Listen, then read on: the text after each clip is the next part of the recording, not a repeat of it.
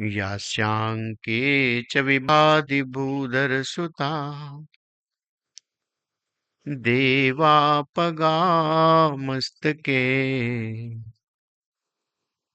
भाले बालविधुर्गले च गरलम् यस्योरसि व्यालरा सोऽयं भूतिविभूषणः शूरवरः सर्वाधिपः सर्वदा सर्वः सर्वगतः शिवः शशिनिभः श्रीशङ्करः पातु माम्। अतुलितबलधामं हेमशैलावदेहम् दनुजवनकृशानं ज्ञानिनामग्रगण्यम् सकलगुणनिधानं वानराणामधीशम् रघुपतिप्रियभक्तं वातजातं नमामि। बोलिए शंकर भगवान की जय। उमापति महादेव की जय। सद्गुरुदेव भगवान की जय। कुछ क्षण ओम नमः शिवाय का हम लोग करेंगे नित्य की भांति।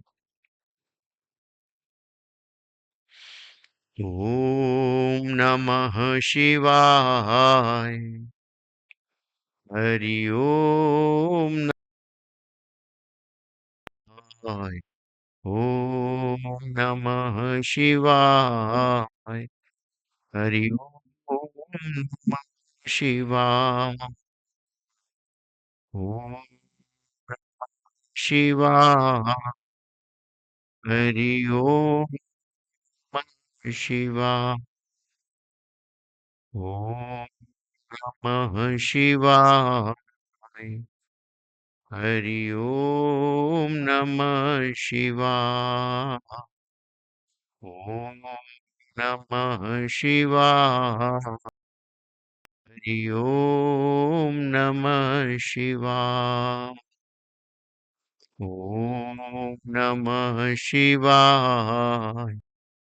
हरि ओम नमः शिवाय।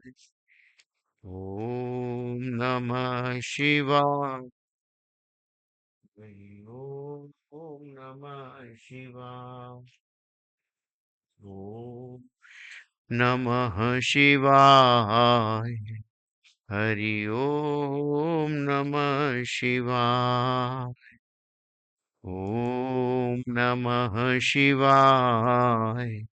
हरि ओम नमः शिवाय। ओम नमः शिवाय। हरि ओम नमः शिवाय। ओम नमः शिवाय। हरि ओम नमः शिवाय। ओम नमः शिवाय। हरि ओम नमः शिवाय। ओम नमः शिवाय। हरि ओम नमः शिवाय। ओम नमः शिवाय। हरि ओम नमः शिवाय। ओम नमः शिवाय। हरि ओम नमः शिवाय। ओम नमः शिवाय। हरि ओम नमः शिवाय। ओम नमः शिवाय। हरि ओम नमः शिवाय। ओम नमः शिवाय। हरि ओम शिवाय। ओम नमः शिवाय। हरि ओम नमः शिवाय। ओम नमः शिवाय। हरि ओम नमः शिवाय। ओम नमः शिवाय। हरि ओम नमः शिवाय। ओम नमः शिवाय। हरि ओम नमः शिवाय। सभी भक्तजनों को भगवान की भक्ति का परम सौभाग्य प्राप्त हुआ और मुख्य रूप से यह श्रावण का महीना, श्रावण के महीने में बहुत सी रीतियां, बहुत सी बातें, बहुत से त्योहार मनाए जाते हैं।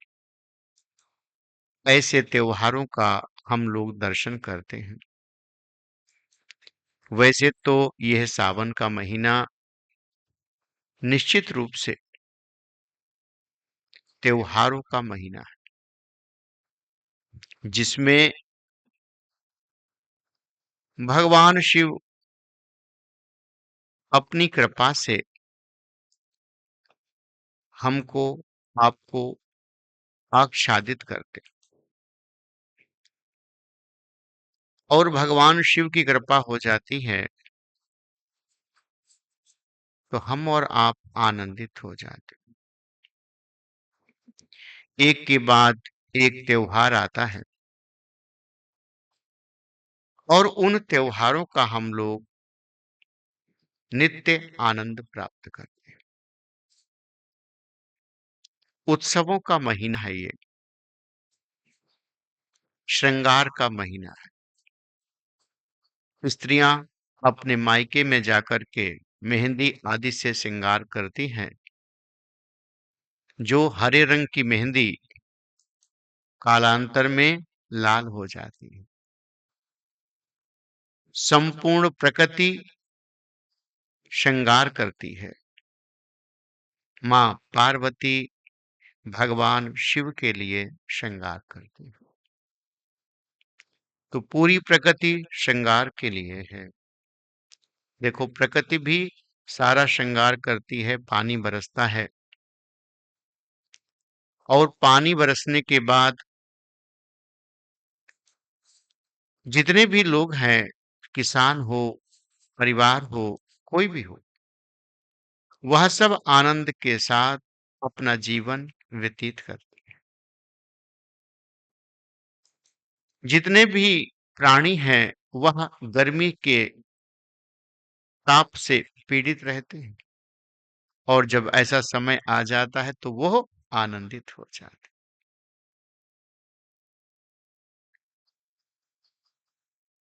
समय धीरे धीरे व्यतीत होता है। सावन का महीना और चातुर्मास दोनों एक साथ चल रहे हैं और ऐसे सावन के महीने में भगवान शिव की आराधना, भगवान श्री राम की आराधना और भगवान श्री कृष्ण की आराधना, सबकी आराधना करने का समय है। हम और आप भगवान की आराधना करके अपने जीवन को मंगल बनाएंगे, ऐसा संकल्प भूकृपा परिवार के सभी भक्तों ने लिया है। भगवान की आराधना कैसे हो? कहते हैं प्रकृति का तो श्रृंगार भगवान की अष्टधा प्रकृति कर रही है।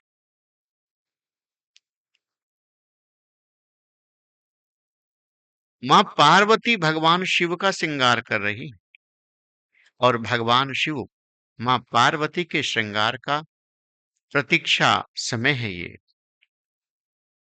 आज का दिन बहुत ही महत्वपूर्ण है और इस महत्व के दिन में माँ पार्वती की आराधना करने का समय, भगवान शिव की आराधना करने का समय,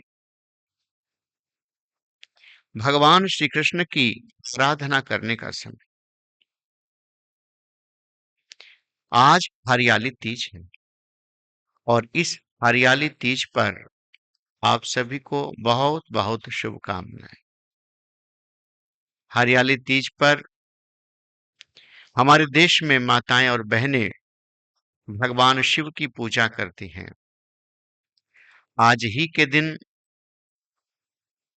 बहनों के भाई कुछ सामग्री लेकर, मिष्ठान आदि लेकर बहन के घर जाते हैं और उनके घर जाकर वह सामग्री देते हैं। सामग्री देकर के परिवारजनों को मानो एक चिट्ठी देते हैं, एक निमंत्रण देते हैं और वह निमंत्रण कहते हैं कि देखो, आज से 13 दिन के बाद, 12 दिन के बाद रक्षाबंधन का त्योहार आएगा और उस रक्षाबंधन के त्योहार के दिन हम अपनी बहन को लेने आएंगे या आप हमारी बहन को भेज देना।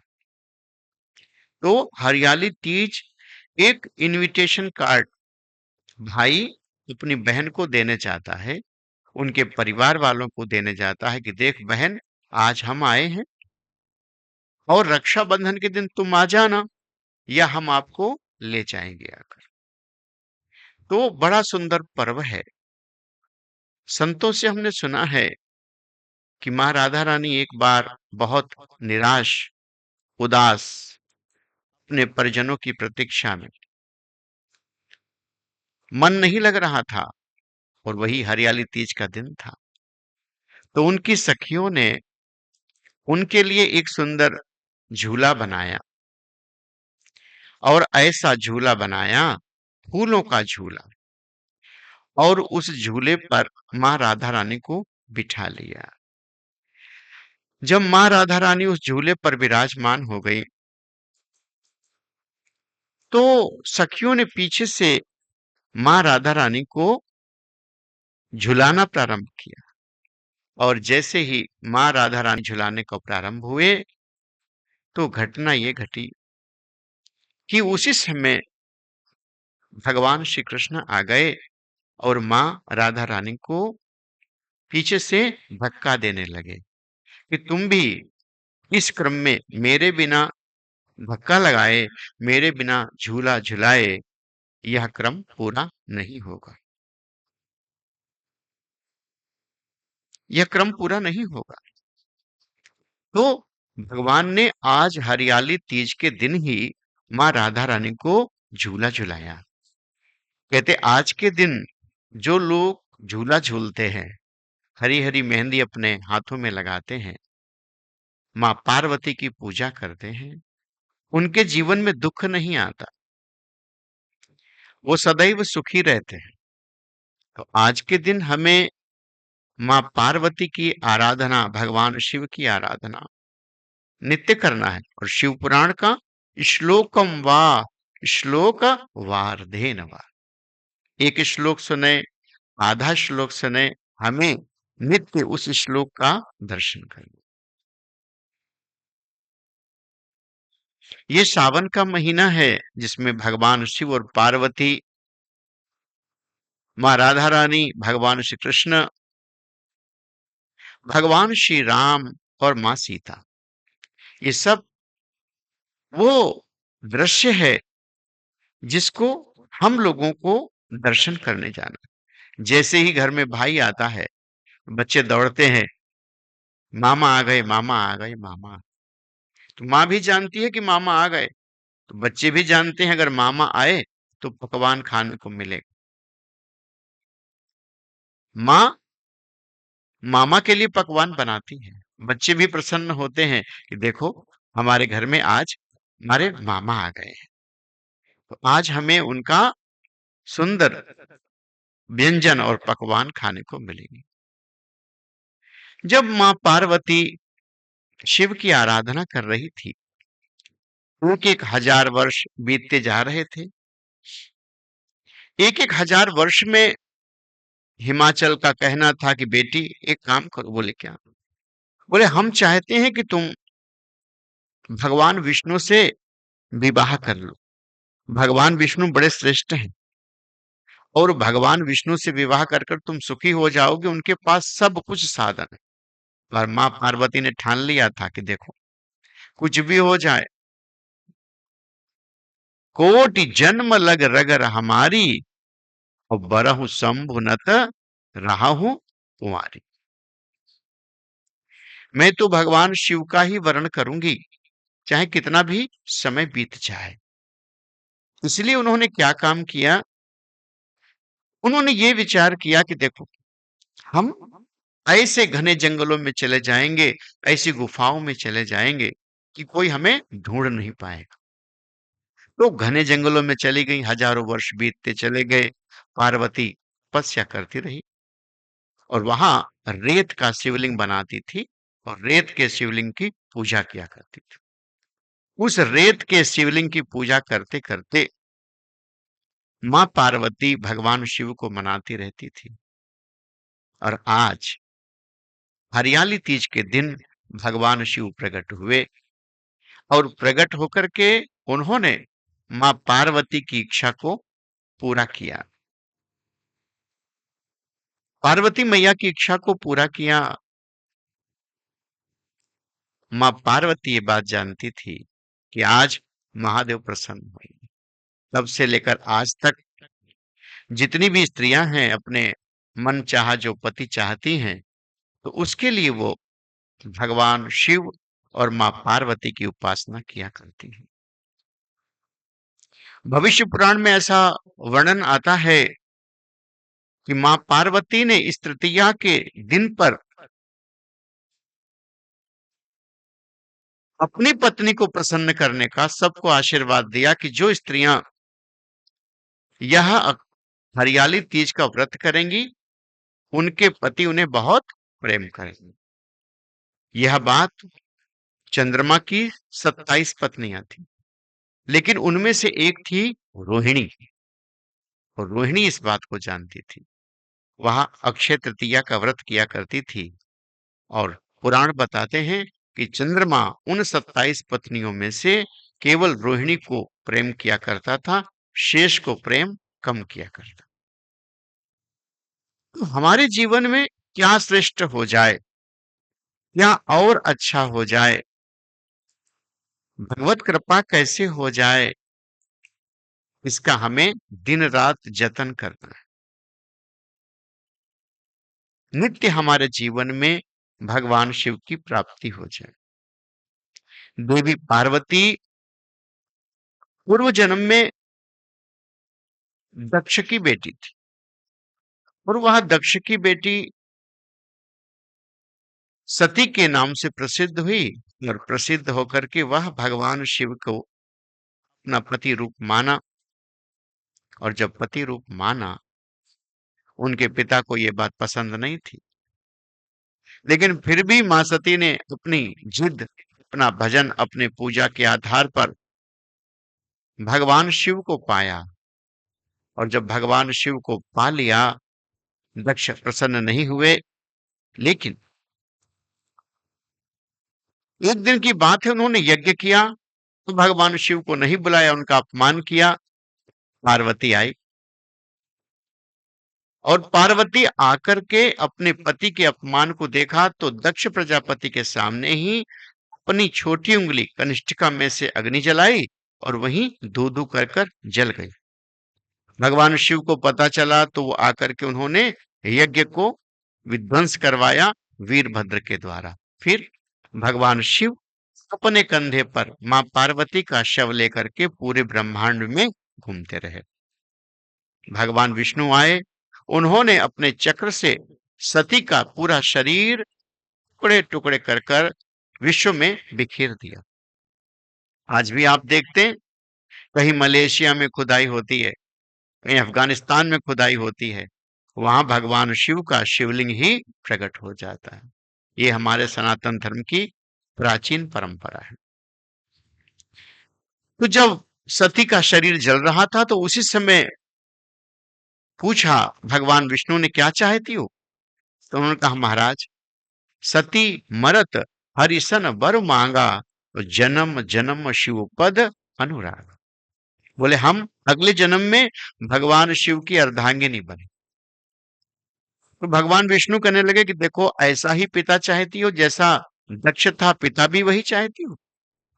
तो पार्वती ने कहा नहीं, हम वो पति नहीं चाहते हैं। बोले हम वो पति नहीं चाहते। बोले फिर क्या चाहती हो? बोले हम केवल चाहते हैं कि हमारा जो पति हो वो शिव हो और पिता भले ही पत्थर हो जाए। तो भगवान विष्णु कहने लगे चलो आपकी इच्छा पत्थर की है तो आपको पत्थर जैसा ही पति मिलेगा। तो अगला जन्म मां पार्वती का हिमाचल के घर से हुआ। जन्मी पार्वती तनु पाई। हिमाचल के घर से मां पार्वती का प्राकट्य हुआ। तो जैसे ही प्राकट्य हुआ उससे पूर्व उन्होंने 107 जन्म लिए थे। 107 जन्म में उनको भगवान शिव की प्राप्ति नहीं हो पाई। 107 जन्म में प्राप्ति नहीं हुई। 108वें जन्म में हरियाली तीज के दिन भगवान शिव का प्रादुर्भाव होता है और वो प्रादुर्भाव होकर के भगवान शिव उनको प्राप्त होते हैं। ऐसी पुराणों में कथा है। नारद जी की प्रेरणा हुई और भगवान शिव उनका प्रादुर्भाव हुआ। तो हम लोग आज हरियाली तीज के दिन यहां पर विराजमान और बहुत सारे भक्त सुन रहे हैं, देख रहे हैं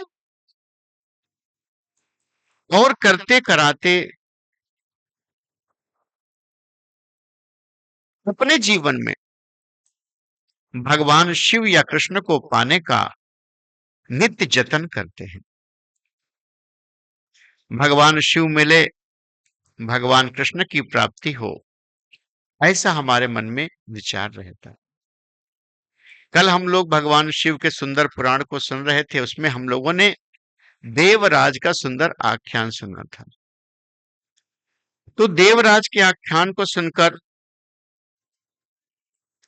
हम लोग ये सोच रहे थे कि देखो देवराज ने ऐसा क्या किया कि उनको भगवान शिव की प्राप्ति हो गई, और हम ऐसा क्या करें कि हमें भी भगवान शिव की प्राप्ति हो जाए। शौनक ऋषि कहने लगे कि हे सुत पुराण जी महाराज, हमें कुछ ऐसा सुनाओ जिससे हमारा भी पाप नष्ट हो और जो लोग इसे सुने उनका भी पाप नष्ट हो जाए। तो शौनक जी बोले,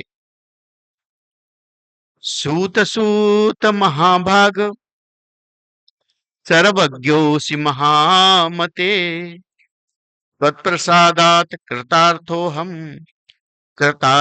हम पुनः पुनः।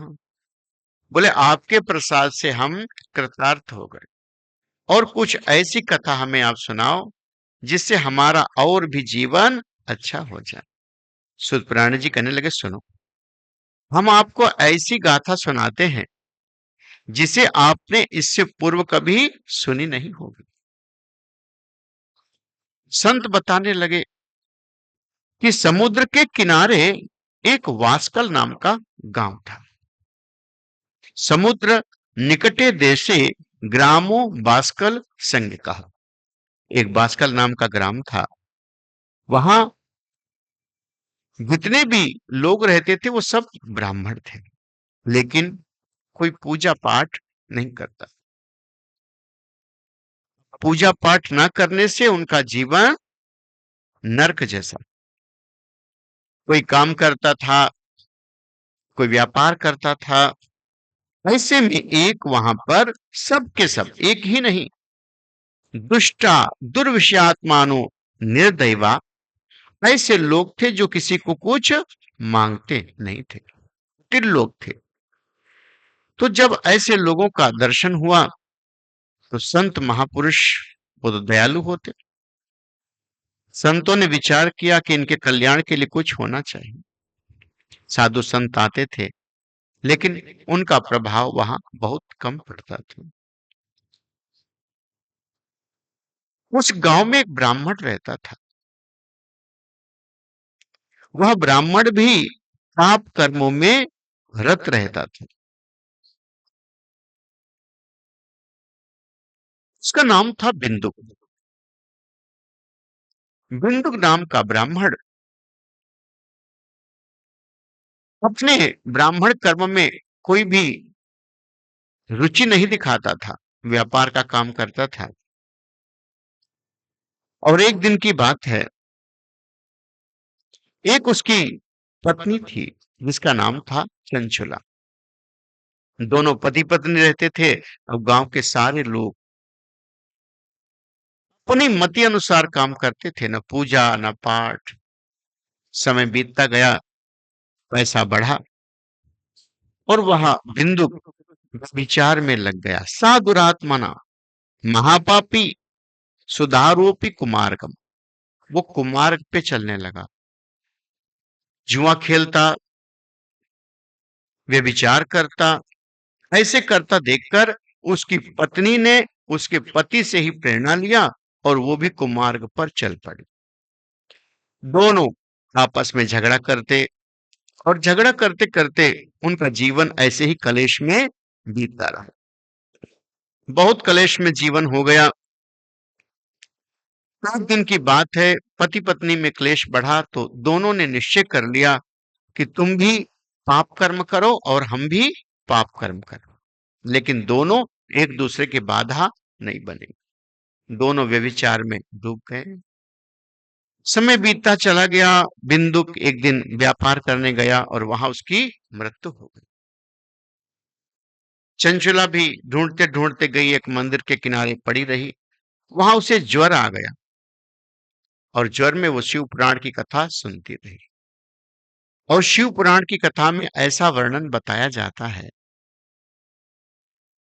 कि जो लोग जैसा पाप करते हैं उनको उसी प्रकार के फल की प्राप्ति होती है। नाना प्रकार के पापों का दर्शन किया, नाना प्रकार के फलों को सुनकर चंचुला भयभीत हो गई। और जब चंचुला भयभीत हुई तो वो जाकर के ब्राह्मण देवता के चरणों में पड़ गई। और जैसे ही ब्राह्मण देवता के चरणों में पड़ी, ब्राह्मण देवता ने कहा, तुम चिंता ना करो, तुमने शिव पुराण सुनी है, तुम्हारे संपूर्ण पाप नष्ट हो जाएंगे। ब्राह्मण की बात सुनकर चंचुला को साहस आया। वह 1 महीने तक शिव पुराण का श्रवण करती रही और वहीं प्राणों का परित्याग करती है। संत बताते हैं कि शिव पुराण सुनने की महिमा ये हुई कि वह चंचुला का शरीर भगवान शिव के धाम को गया। और शिव के धाम को जाने पर पार्वती की दृष्टि उन पर पड़ गई और कहा, देखो, यह स्त्री बहुत पापिनी थी, लेकिन मृत्यु के समय शिव पुराण सुना है, इसलिए शिव के धाम आई। आज से ये हमारी परिचारिका बनकर रहेगी। तो भगवान शिव और पार्वती जहां निवास करते थे, उनकी सखियां थी। उन सखियों में चंचला मां पार्वती की सेवा करने लगी। समय व्यतीत होता रहा। इधर बिंदुक का शरीर जब पूरा हुआ तो वह भयंकर प्रेत बना। और ऐसा प्रेत बना, भयंकर प्रेत। तो मां पार्वती के पास एक दिन चंचुला बैठी हुई थी और चंचुला ने कहा कि मां, मैं ये जानना चाहती हूं, मेरा पति यद्यपि अच्छा नहीं था, पापी था, दुरात्मा था, लेकिन आप कृपा करके ये बताओ कि जो मेरा पति था वो अब किस दशा में है। मां पार्वती ने उनके पति को देखने का ध्यान किया तो मालूम हुआ कि वह जंगलों में प्रेत बनकर के विचरण कर रहा। तो उन्होंने अपने एक प्रिय शिष्य को बुलाया, उसका नाम था तुम्बरु। जैसे ही तुम्बरु आए और तुम्बरु ने देखा और मां पार्वती की आज्ञा पाई, और जैसे ही मां पार्वती की आज्ञा मिली, पार्वती की आज्ञा को पाकर तुम्बरु वीणा लेकर के भगवान शिव की महिमा गाते हुए उस पहाड़ पर गए जहां वो भयंकर प्रेत रहता था। कुंवरों की बात नहीं सुनी, वीणा बजा बजा कर कथा सुनाई, और जैसे ही शिव पुराण के कुछ शब्द उस बिंदुक के कान में पड़े, वह राक्षस बना हुआ था, उसको बांधकर भगवान शिव की शरणागति में लाए। और जैसे ही शिव की शरणागति में लाए, लाकर वहां विराजमान कराया, शब्द हुए, उसकी मति शुद्ध हुई। चंचुला ने कहा, तुम्हें याद है तुम हमारे पति थे, लेकिन व्यभिचार में रत थे, और आज मां पार्वती की कृपा से, भगवान शिव की कृपा से आज हम आपकी अर्धांगिनी, आपको भगवान शिव के चरणों तक ले आए। तुम्बरों ने दोनों को ज्ञान दिया, भगवान शिव ने आशीर्वाद दिया। तो वो बिंदु और चंचुला दोनों भगवान शिव की कृपा से महापापी थे, घोर पापी, और वह घोर पापी होते हुए भी भगवान शिव की कृपा से आज भगवान शिव के पार्षद हो। तो कोई ऐसा कारण नहीं है, हमने चंचुला और बिंदुक जैसे पाप नहीं किए, हमने देवराज जैसे पाप नहीं किए, हमने अजामिल जैसे पाप नहीं किए। आज अक्षय तृतीया है, आज हरियाली तीज है, और हरियाली तीज पर पूजा करने का, भगवान शिव का ध्यान करने का फल उतना ही मिलता है जितना अक्षय तृतीया को मिलता है। आप भगवान शिव के चरणों में जाएं, मां राधा रानी को झूला झुलाएं, मां दुर्गा को झूला झुलाएं। आज इतना सुंदर पर्व है, तो इस पर्व को हमें बड़े प्रेम से मनाना है। जहां भी आप रहो, अपने भाव से, अपनी श्रद्धा से भगवान शिव, मां पार्वती, उनका उपासना करना है, अपने शरीर का श्रृंगार करना है मां पार्वती की प्रसन्नता के लिए। लोग सोचते हैं कि स्त्रियां श्रृंगार करती हैं दुनिया को रिझाने के लिए, लेकिन मां पार्वती ने बताया है कि भक्ति को पाने के लिए हमें अपने शरीर को सजाना पड़ता है। जब तन सुंदर तो मन सुंदर, तन सुंदर, मन सुंदर, एक बार चित्त सुंदर हो जाए, फिर शरीर श्रृंगार करे ना करे कोई फर्क नहीं पड़ता। लेकिन प्रारंभ में जब साधना का प्रारंभ हो, तो हमें शरीर को सुंदर तिलक मुद्रा लगाकर, साफ वस्त्र पहनकर, तुलसी की माला लेकर के पूजा करनी चाहिए।